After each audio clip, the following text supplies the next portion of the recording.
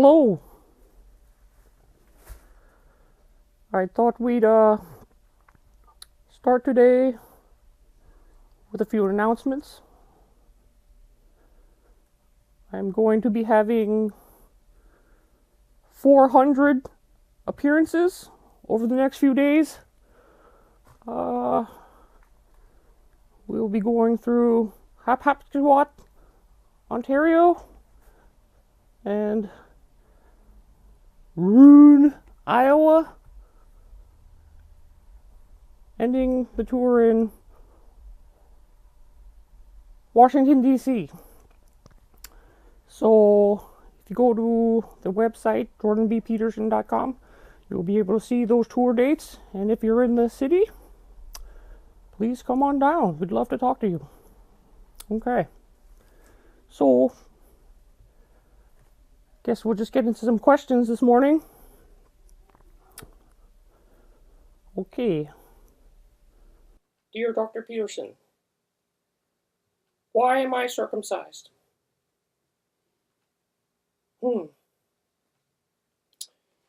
Well, it's not obvious when you first look at it why we have the rituals that we do today. Now, some scientists might say that there is a medical and a practical reason, if you will, like the alleviation of schmegma, cleanliness issues, but those don't really apply now because we have modern hygiene techniques and we have facilities that they didn't have in the ancient world. So let's put that aside for a second. Let's put that aside, okay? I think to answer this question, we have to approach it from the perspective of covenants. Now, there are many covenants in the Bible, and one which has withstood the test of time. Test is not the right word for it. It's more of it's lasted. It's lasted to this point. There are people who are circumcised to this day. So we've got to say that's something. That's something. And that comes from this covenant. As for you, you must keep my covenant, you and your descendants after you for the generations to come. This is my covenant with you and your descendants after you, the covenant that you are to keep. Every male among you shall be circumcised. You are to undergo circumcision, and it will be a sign of the covenant between me and you. For generations to come, every male among you who is 8 days old must be circumcised, including those born in your household, or bought with money from a foreigner. Those who are not your offspring, whether born in your household or bought with your money, they must be circumcised. My covenant in your flesh is to be everlasting covenant. Any uncircumcised male who has not been circumcised in the flesh will be cut off from his people. He has broken my covenant. Well, what do you say about that? It's not obvious. Abraham, it could be argued, was the first religious man, and his relationship and how he expressed that relationship is a complex thing that we don't know about. But what we can say is that these ideas have lasted. I'm reminded of a story of Moses, and this occurred right after the burning bush. Now, at the burning bush, Moses was instructed to lead his people. He was given the voice, the breath of God, and the power within him to free his people. Now, in a story shortly after that, we don't know why, but God is extremely angry with Moses. And he's chasing him. He is terrifying him. And his wife intercedes, holding their child, their firstborn male child, up into the air, and slices his foreskin off. And God was appeased. Now you have to look at that and say, well, here we have a moment of great triumph and great bounty, accentuated by what I would consider a substantial sacrifice. And now that's what I really think that we should view this as, is that the foreskin is the sacrifice that appeases God. So what do we know about the foreskin? Well, it protects the head of the penis. Most sensitive, in terms of nerve clustering, appendages on the human body. Now, what is the result of you sacrificing your foreskin? Well, some would say, it's not a big deal. It's nothing. It's just a piece of useless skin. It's like your appendix. You can just take it off. No problem. Well, that's one thing. But to say that we're a creature, we're a bipedal creature. We walk upright. And we need to protect our genitals. And the most sensitive part, the part of encouragement, the sexual part of encouragement on our body, needs to be protected. And it needs to be shielded. Right? You don't want to have your sexual organs stimulated at all times. Right? So, you remove that. And then it becomes about control. Your biological interference with the stimulation of sexual arousal is now under your control. You have to be responsible for that. Now, take it this. In a practical sense, when you're wearing jeans, for example, any circumcised man will know you can't freeball in jeans. You just can't. And there's reasons for that. There's reasons for that. Yes, we want the freedom. The left, the liberal. If you were to take my personality test, you would find that there's certain markers for openness, and and that's necessary.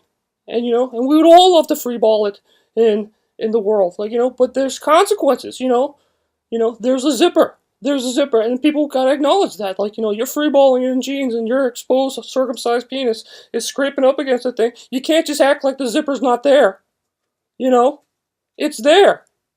So you can deny it. You can act like it's not there. But I think it touches into the fundamental aspect of life, which is suffering. And you will suffer for your choices. Nobody wants a scabbed up dickhead. And I tell you what, that is a reality. So, you take that under, and that's where I think the magical undergarments come into play. Because if you're going to be circumcised, well, blast it, you better wear some underwear. Because you know what? You need at least 2 layers of protection from you and your sexual stimuli. That is created by you, by your hands. And I think that's an act of ownership and, responsibility that we, that it represents. And I think that is valuable to this day. So, for one, if you want to, we've evolved past the point, metaphorically speaking, if you want to think about it like this, have we evolved past the point of necessarily removing our foreskin in order to express our true sacrifice towards the Lord? Well, some would say, yes, of course. It's a ridiculous old practice. Why would you cut your dick skin off? It's just crazy. And that's true. And you can say that, but you can't separate yourself from the idea. And the idea is this. You need to sacrifice something that leaves you vulnerable to the world. And when you do that, you will find the glory of God on earth. And I challenge you to go do that and sacrifice your foreskins. And think about them and value them. If you sacrifice foreskin, you could take yourself out to dinner. You could feel, hey man, that's something. You've done something. You've sacrificed something of yourself, and it'll change you. And you should reward that. So, I think that's how you should think about the reason why you are circumcised. There's a whole heap of Freudian things that we could get into, but I'll tell you what, man, you don't want to go down that hole right now. Not at all. Okay. Dr. Peterson, My collection of urine bottles is getting out of hand. I'm having a hard time getting to the door. I want to get rid of them, but I don't know how. Please help.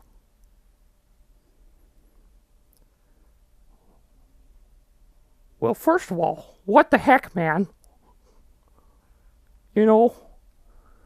Okay, well, let me start over again. Okay, let's break this down. Let's break it down, okay? Do you want the urine bottles there? If no, what is preventing you from taking them out? Okay, and you could break that into subcategories. You could say, it's my fear of losing a possession in which I've created. It's my fear of disseminating the knowledge of my bodily fluids in carefully measured form. Okay, well, let's deal with that. Let's deal with each of those, okay? You will always make more. As long as you're alive, you will always make more. That is a fundamental thing about nature. It's a fact. It's true. You can believe in it. You could deny it all you want. But if you're drinking water, I tell you what, man, you're gonna pee. So, we could just dispense with that thought right there and then. Okay? Now next. Perhaps you're afraid of being exposed while draining out your urine, on some back alley street, which I imagine you live on, because your life's a mess. I mean, you should know, man. Everybody pees, and everybody has to come up with some solution of disposal. And society has come up with that answer. Now, it sounds to me like you exist upon the fringes of society. You're choosing to not follow the norms of biological waste disposal and have come up with a system of your own. But right there and then, you're faced smack dab with the fundamental problems which society has already solved. Now, one of the results of society solving this problem is that there is a paywall. There is a base regional way in which you must achieve financially to end up in a place with a functioning toilet bowl. You need to pay for the water. You need to pay for the facilities to have the toilet. So, that is a hurdle, and that would be conceptually viewed as an obstacle. Now, you can use that. You can use that sensation of, that rage that is instituted by an obstacle. We're problem solvers. That's what human beings do, okay? And you're a problem solver, whether you'd like to believe it or not. Now, you could take those bottles, and you could put them all in a big plastic bag. Now you put that plastic bag by the door. Okay, now you've gone the first step. That's the first step in it. Okay, great. Now you can take yourself out to dinner because, hey man, that's an accomplishment. That is a real thing that you've done there. Some people may say, oh, all you did was take a bag full of urine to the door. No, that is some real boundary breaking shit. Excuse me. Now you got a bag full of urine by the door. What are you going to do with it? Well, you open the door. You put it on your back, and you hoist your load, man. You hoist your load, and you find a place to put it. God knows it's not easy. God knows it's not easy. And, when the street lights are out, and, you hear the faint siren in the background, is it okay to leave a bag full of urine underneath the railroad tracks? I don't know. But that's a challenge that you're going to have to meet. That's your dragon to slay. And, good luck with that. And I hope I answered your question. Okay. Okay, I'll do one more because I'm getting a little tired. And I don't want to speak with a foggy head.